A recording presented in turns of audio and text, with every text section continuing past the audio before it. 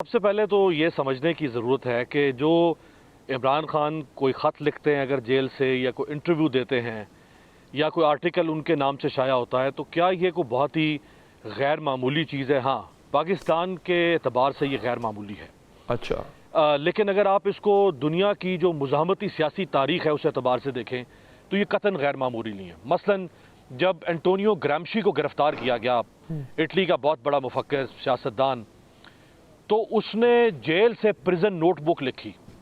जो आज एक असासा समझा जाता है। जिस वक्त मार्टिन लूथर किंग जूनियर को गिरफ्तार किया गया तो उसने जेल से शायद 1963 अगर मैं गलत नहीं हूं तो उसने खत लिखा, letter from the Birmingham jail के नाम से वो मशहूर हुआ, जिसको आज अली हैदर साहब पढ़ाया जाता है इंटरनेशनल रिलेशंस के स्टूडेंट्स को, अमेरिकन हिस्ट्री के स्टूडेंट्स को। जब नेल्सन मंडेला को गिरफ्तार किया गया तो जो लॉन्ग वॉक टू फ्रीडम जो उसकी किताब सामने आई, वो किताब उसने जेल से लिखी थी बैठ के, जिसका जो असल मुसव्वदा था उसको मट्टी खोद के अपने जेल के उस कैद खाने के लॉन में उसको छुपा के दबाना पड़ा ताकि उससे जेल का अमला वो मुसव्वदा छीन ना ले। बाद में उसको जेल से एक्सपोर्ट किया गया बाहर। तो ये जो दुनिया में मुज़ाहमती लीडर्स होते हैं वो अपनी याददाश्तें, वो अपना माफी ज़मीर, वो अपनी कम्युनिकेशन, अपना इबलाग वो दुनिया से करते हैं, अपने लोगों से भी करते हैं और आलमी हालात से भी करते हैं। अगर कोई नहीं कर सका माजी में तो वो कमज़ोर था, वो बुज़दिल होगा, उसके अंदर ये सलाहियत नहीं होगी।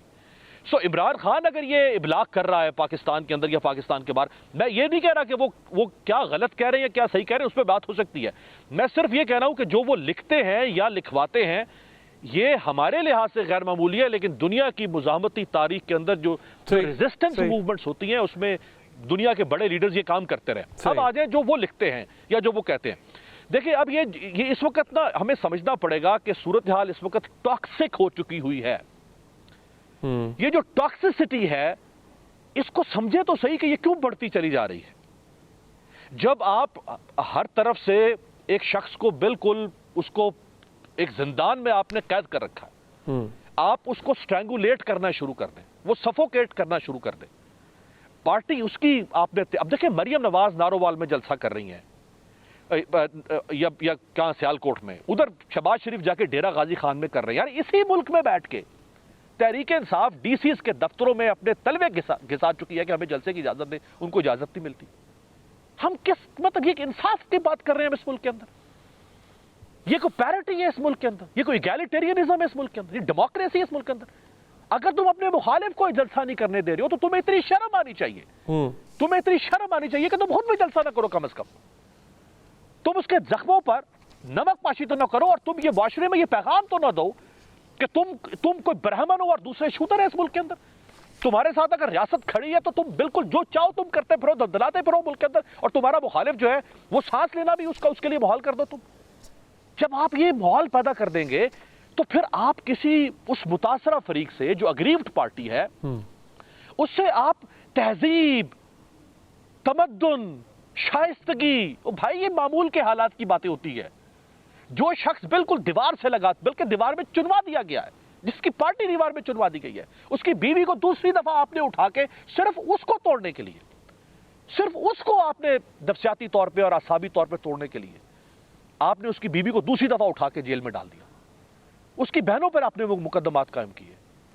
तो अब आप अगर कहें कि जी वो इमरान खान साहब को इतनी तहजीब और तमद्दुन और ऐसी खूबसूरत गुफ्तगू क्यों नहीं करते, वो फलसफा क्यों नहीं झाड़ते, तो भाई वो नहीं करेगा ना। ये हम तकाजा ही गलत कर रहे हैं उससे। बल्कि ये एक डाइकोटमी है। हम एक डाइकोटमी को लीगलाइज करने की बात कर रहे हैं। वो नहीं हो सकता। कोई भी होगा, नवाज शरीफ के साथ अगर ज्यादती हो जेल में पड़े हुए को, आसिफ जरदारी अगर जेल में पड़े हुए उनके साथ ये ज्यादती हो, तो वो भी बिलबिला उठेंगे, वो भी चीखेंगे, वो भी चिल्लाएंगे, वो भी सर मारेंगे सुलाखों के अंदर, वो भी कुछ ना कुछ तो करेंगे जो उनसे बन पाएगा। आखिर कैसे एक पार्टी का लीडर जिसके पीछे, और जिसको ये एहसास भी हो कि उसके पीछे करोड़ों लोग खड़े हुए हैं उसकी हिमायत में, वो कैसे अपने होठ खुद से दिया सलाई लेके खुद से कैसे सीना शुरू कर दे, भी अपना वो कैसे कर दे वो। सो ठीक है, उन्हें एहतियात गुफ्तगू करनी चाहिए, उन्हें बाज़ जगहों पे रेड लाइन को پار کرنے سے اجتناب کرنا چاہیے، ان کو کچھ ایسے الفاظ استعمال نہیں کرنے چاہیے جو شاید کسی جگہ پہ نامناسب ہو سکتے ہیں، لیکن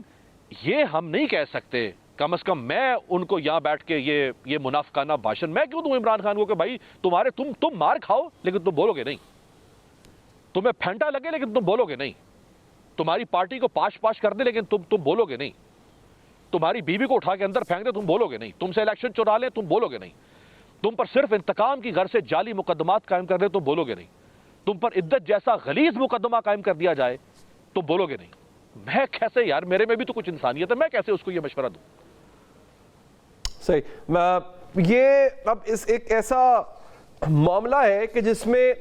ایک جماعت یہ کہتی ہے کہ وہ وکٹم ہے،